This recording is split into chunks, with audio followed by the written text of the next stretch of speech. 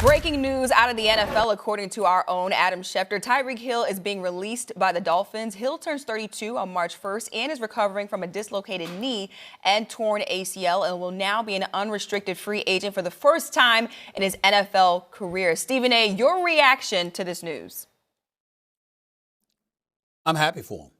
He should want to be out of the Dolphins. If you want to win, this is a champion. This is one of the most electrifying wide receivers in the National Football League when healthy. He's the cheetah. He's something special to behold. And as far as I'm concerned, you know what? He should be targeting going back to Kansas City. He should want to go back and play with Patrick Mahomes because he is desperately needed. With Tyreek Hill there, I don't care that you got Worthy and Rice. And they ain't Tyreek Hill. They ain't Tyreek Hill. Those brothers are good. You understand? And Rice is special. But I'm telling you right now, Tyreek Hill out there, it's something to behold when healthy. That's what they should be looking at. That's what they should be targeting. He should want to go back because, damn it, he should have never left. He left for a little change. I get all of that part. Miami offered him more money than Kansas City did. So you got to get your money while you can in the National Football League. I understand that. But if there is a way for him to get back to playing with a quarterback the likes of Patrick Mahomes, he should do it. It should be one or two targets. You know what I'm saying? Or one or three. It should be Kansas City, Buffalo, or Baltimore. One of the three. And I say back to Kansas City because obviously he's incredibly familiar with the coaching. He's incredibly familiar with the quarterback. He's incredibly familiar with the fan base. That's where he should want to go back to. Yeah. Let's move on to another guy that played his college ball in the state of Texas, Anthony Hill, who does have a lot of those elite physical traits. What can you say about him?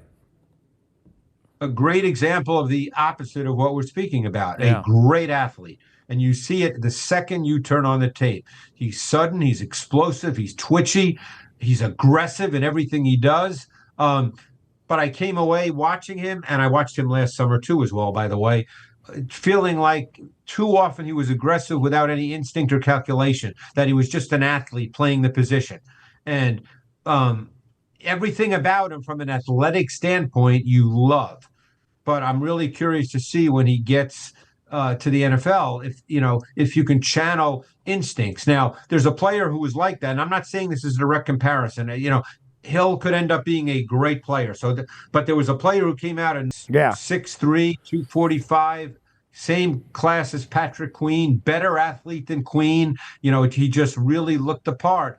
But, like I said, he's been around the league, and he's a guy that just never quite saw it the right way. I don't want to say Hill's the exact same guy. That would be unfair at this point in time. But I just worry a little bit about that with Hill, even though the athleticism jumps off the film. And a thing with Hill, too, that is not a red flag, but maybe a pink flag. He's only had 1 year as a starter, right? So you don't have year after year after year of watching him play. And that kind of throws up maybe two things. On the positive, it could be like, wow, he's going to grow and he's going to get better and he's going to do all this stuff.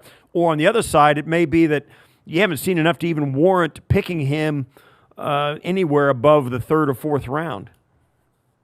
Yeah, I would imagine some, linebacker coach or D coordinator will just fall in love with the sheer athleticism of the player. And he's got good size. I mean, you're dealing with a guy that is 6'2", 238. The athletic testing measurables are very good. So someone's going to look at him and say, you know what? We can turn this guy into a player. And I'm not saying they can't. It's just, I think there's a question. What if the most terrifying move in the entire AFC is not a draft pick? Not another safe veteran signing, not one more little offseason tweak, but Tyreek Hill in Buffalo. Bills Mafia, stop everything and really think about that for 1 second, because I know some people out there might throw other teams into the conversation, maybe dream up another landing spot, maybe talk themselves into another city, but come on now. If Tyreek Hill is really out there, and if there is one place that could turn this into absolute football madness, it is Buffalo. Yeah. And here is why this hits different. The Bills do not need Tyreek Hill to save the offense. That is what makes it scary.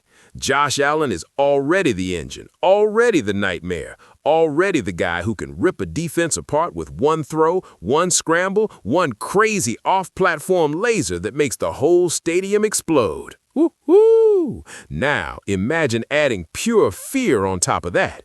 Imagine defenses trying to deal with DJ Moore on one side, Khalil Shakir working underneath, Keon Coleman stretching and bodying defenders, Dalton Kincaid attacking the seams, and then Tyreek Hill, if healthy enough to contribute, flying across the formation in motion like a human alarm siren. Woo-hoo! That is not balance, brother. That is panic. That is corners bailing early. That is safeties cheating before the snap. That is linebackers frozen for half a second. And against Josh Allen, half a second is death.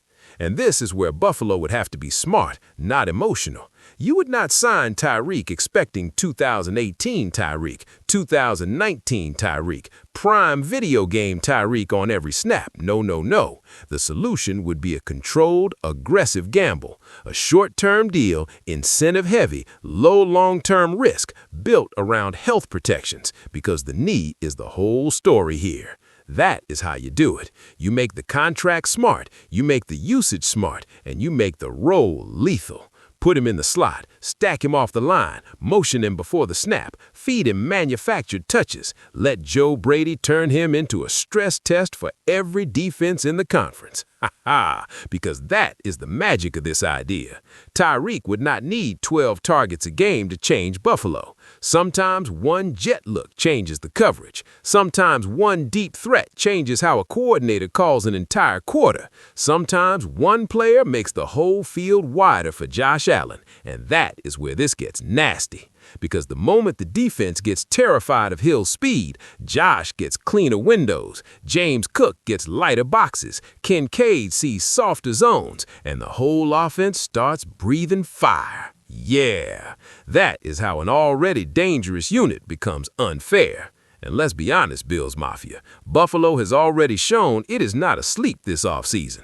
They went out and got DJ Moore. They reshaped the roster. Joe Brady is now the man leading the whole thing. This team is not acting satisfied, and I love that. I love the urgency. I love the ambition. I love the idea that Buffalo should think bigger than everybody, because when you have Josh Allen, small thinking is a waste of time. So no, I am not saying this move is done. I'm not saying it's easy. I'm saying if there's a smart way to take a swing on elite speed, elite fear, and elite upside, Buffalo should be one of the first teams asking the question. Because if Tyreek Hill ever stepped into this offense and gave Buffalo even flashes of that old lightning, oh man, the AFC would feel it immediately. Bills Mafia, this is the kind of move that doesn't just make headlines, it changes the temperature of the whole conference. So now I want to hear from you. Would you take the risk and bring Tyreek Hill to Buffalo to unleash an even scarier Josh Allen offense, or would you ride with the weapons already in the building? Drop your take in the comments, smash that like button, subscribe to the channel, and let's keep circling the wagons together, because nobody circles them like the Buffalo Bills.